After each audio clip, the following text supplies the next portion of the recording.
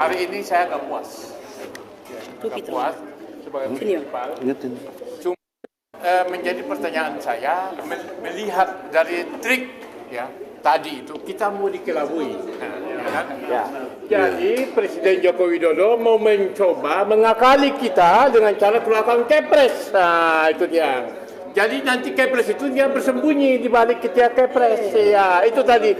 Tapi dengan keahlian Prof. Egy dan teman-teman, Alhamdulillah akhirnya hakim mau berpikir dengan akal sehat dan menerima itu.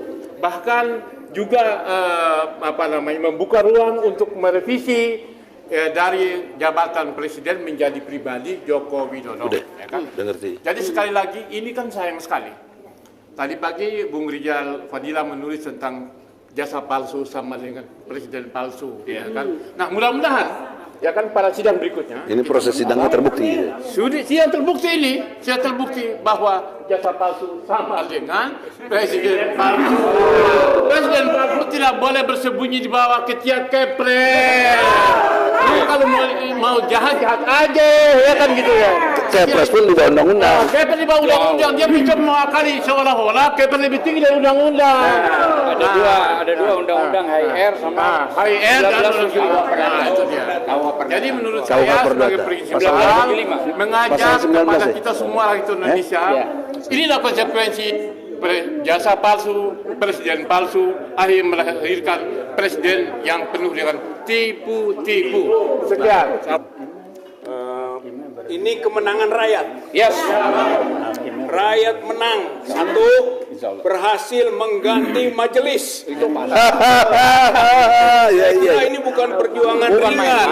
Itu jangan dilupakan itu. Para penggugat sejarah semua berjuang. Kita semua yang hadir sini berjuang mewakili rakyat dan itu sukses. Majelis yang kurang benar, tidak benar diganti. Satu, kemenangan rakyat. Amin. Kemenangan rakyat kedua adalah bahwa Jokowi terpaksa harus nanda tangan. Itu kemenangan rakyat, memaksa Jokowi. Tanda tangan basah. Itu tanda tangan basah, ya.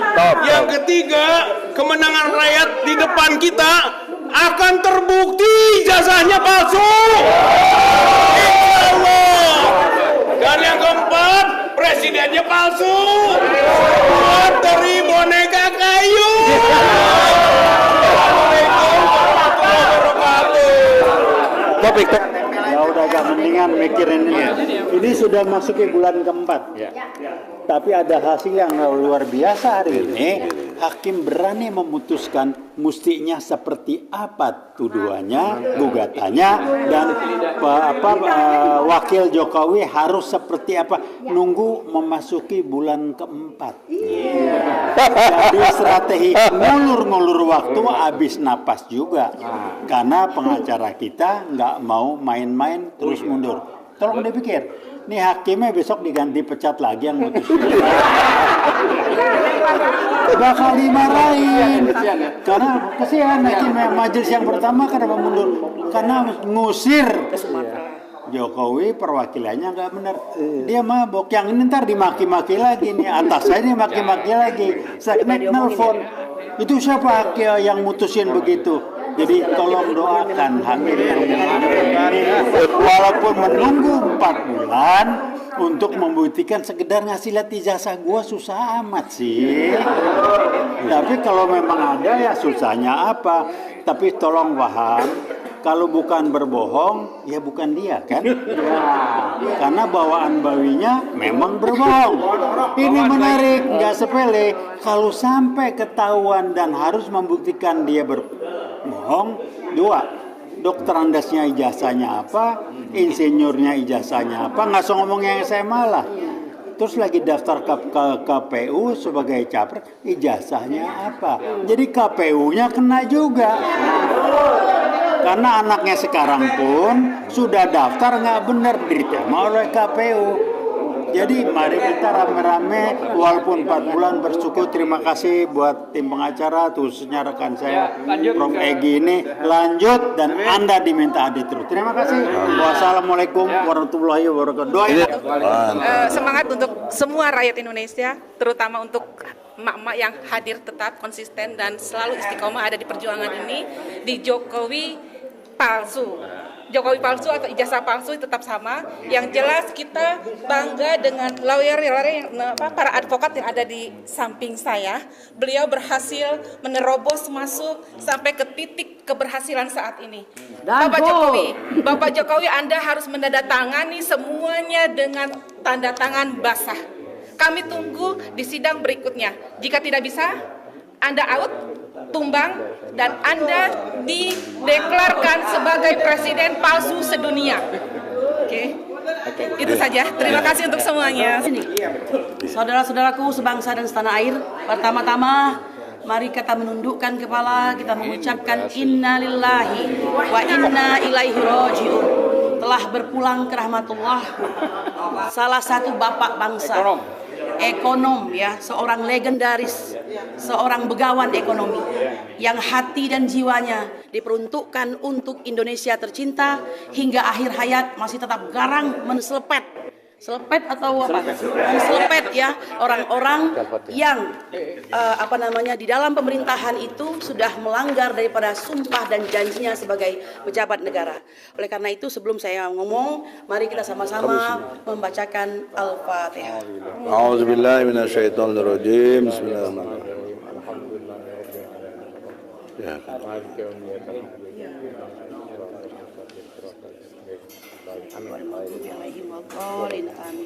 Al-Fatihah tadi kita persembahkan untuk yang tercinta, abang kebanggaan kita, Rizal Ramli, rahimakumullah. Saudara-saudaraku sebangsa dan setanah air, tadi saya sampaikan di hadapan hakim bahwa jihad yang paling utama itu adalah menyatakan kebenaran di hadapan penguasa. Jihad itu tidak hanya kami pengacara yang harus melakukan, tapi justru paling utama adalah Kodi itu adalah hakim, ya. Mereka lah yang menjadi dominus litis, yaitu orang yang dominan di dalam pengadilan, memberikan arahan dan memberikan keputusan. Betul atau tidak? Kenapa? Karena sekali mereka memutuskan, keputusan itu akan menjadi tonggak untuk menjalankan eksekusinya. Jika benar keputusannya, maka benarlah semua. Jika salah keputusannya, maka salah semuanya. Nah, oleh karena itu sebagai tim hukum dan para penggugat yang sudah menyiapkan dengan sedemikian rupa, ya, bukan asal menggugat orang, bukan asal untuk memfitnah orang, maka kami pasti insya Allah mempunyai bukti-bukti fakta-fakta yang benar. Ya, nah, saudara-saudaraku sebangsa dan setanah air, tadi kami juga menyampaikan bahwa adalah sebuah keharusan untuk memajukan apa yang dimaksud dengan kebenaran. Hukum itu sendiri adalah obat. Sebenarnya kita meminta seorang Joko Widodo itu bisa bertindak sebagai orang yang memberi contoh, ya kan? Apapun juga suri teladan, apalagi kalau sudah digugat, berarti ada warga negara yang tidak puas. Permasalahannya sekarang bukan soal tidak puas, lebih kepada pidana, di mana pemalsuan itu mencakup 2 norma, yaitu penipuan dan ketertiban masyarakat. Ya kan? Nah, oleh karena itu tidak bisa main-main lagi. Kita berterima kasih hakim pengganti ini telah melakukan press finding, meskipun harus didorong-dorong seperti orang melahirkan gitu ya. Pembukaan 1, pembukaan 2 begitu kan. Pada akhirnya beliau ingat bahwa tetap dia katakan oleh Imam Baihaqi bahwa kita ini bukan mayat hidup. Siapa mayat hidup itu? Mayat hidup itu adalah orang yang tidak mengingkari kemungkaran. Jadi mereka mengiyakan, tidak dengan hatinya, tidak dengan kata-katanya, tidak dengan tangannya. Nah, ini masih ada iman di hatinya, alhamdulillah. Sehingga kita masih bisa berjalan ke arah kebenaran. Betul? Nah, karena hukum itu adalah obat, kami patuh, kami akan melakukan perubahan seperlunya, ya. Maka yang 9 tadi tidak boleh batal dong. Orang ujungnya memang semua kesana semua kok, ya kan? Tergugat. Ya, 9 tergugat dan 1 turut tergugat, ya. Hanya kita meminta yang 1 ini nama presidennya itu kita hilangkan, bahwa dia adalah Joko Widodo. Padahal dia presiden juga. Memang ini blunder kesana kemari. Maka bener lah kita itu sebenarnya. Jokowi yang presiden yang Jokowi, kan begitu. Udah saya bilang gitu. Mari kita bismillah, tetap bersemangat, tetap kawal, kita berdoa semoga kita ke depan mendapat pemimpin yang lebih baik. Ingat, pemilu itu bukan commercial break. Pemilu itu adalah radical break. kata si Rocky Gerung ya. Jadi radical break. Tidak cocok, tidak sesuai, ganti. Kan begitu. Ganti dengan yang baik. Allahu Akbar. Closing. Ada pembicaraan lagi. Closing. Langsung teknis, saudara-saudara. Lihatlah di sini halaman kedua bahwa kita TPUA, Tim Pembela Ulama dan Aktivis, aktivisnya tadi Rijal Fadila, Saudara Taufik, Muslim Arbi, Bambang Tri, terus satu lagi Hatta Taliwang, melawan Jokowi. Lawyernya kami. Nah di sini yang mau diganti nih, kami di sini Presiden RI Jokowi.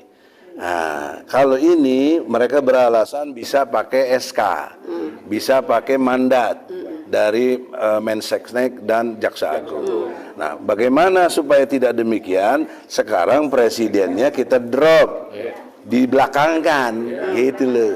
Secara pribadi, Saudara Joko Widodo yang kini menjabat presiden. Nah itu, jadi si pemberi kuasa Jokowi harus memberi kuasa tanda tangan basah kepada yang diwakilinya dari Jaksa Agung tadi.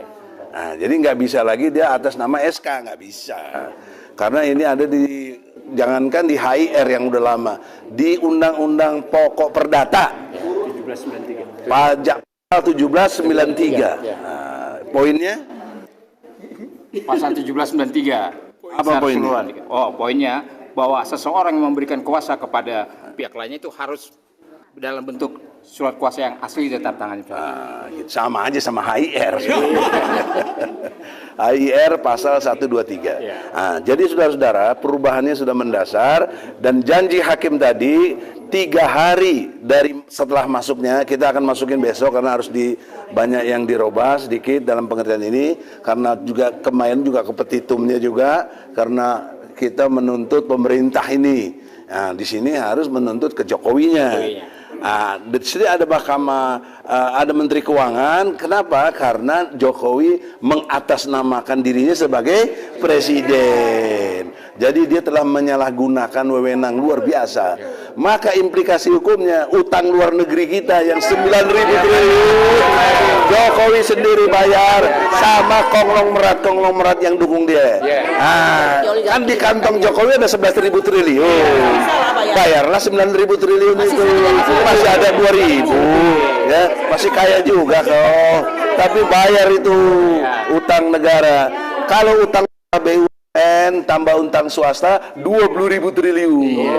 Nah, dibebankan lagi kepada Jokowi, ya bangkrutlah Jokowi itu, insyaallah. Nah, oleh karena itu, saudara-saudara, dan lebih memalukan lagi adalah seperti Adinda Kurnia sampaikan, ini memalsukan itu adalah satu perbuatan tindak pidana, ya, memalsukan dan ketertiban umum. Lebih dahsyat secara moral, dia menipu dirinya sendiri. Tukang tipu seperti ini ada dikatakan dalam surat Al-An'am, ayatnya 123. Akabiro mujrimin. Jadi pembesar yang jahat. Kejahatannya apa? Menipu. Ya, Al-An'am ayat 123. Jadi lengkap, hukum positifnya ada, dibuktikan dia menipu, di Al-Qur'annya juga ada. Nah, jadi kloplah saudara-saudara, tinggal kita berharap ke depan untuk supaya ada perubahan. Jadi kalau betul nanti minggu depan dan seterusnya, ya mudah-mudahan sebelum pemilu udah kejelasan, ya, udah ada kejelasan Jokowi ijazahnya palsu. Sampai hari ini pun sudah jelas. Tadi kan saya tantang, kau jaksa, kau mewakili Jokowi, mana ijazah aslinya? Nggak bisa bawa dia, nggak bisa bawa. Orang waktu di Solo aja nggak bisa bawa, apalagi di sini, gitu. Saya kira demikian. Semoga umatnya takbir. Assalamualaikum warahmatullahi wabarakatuh.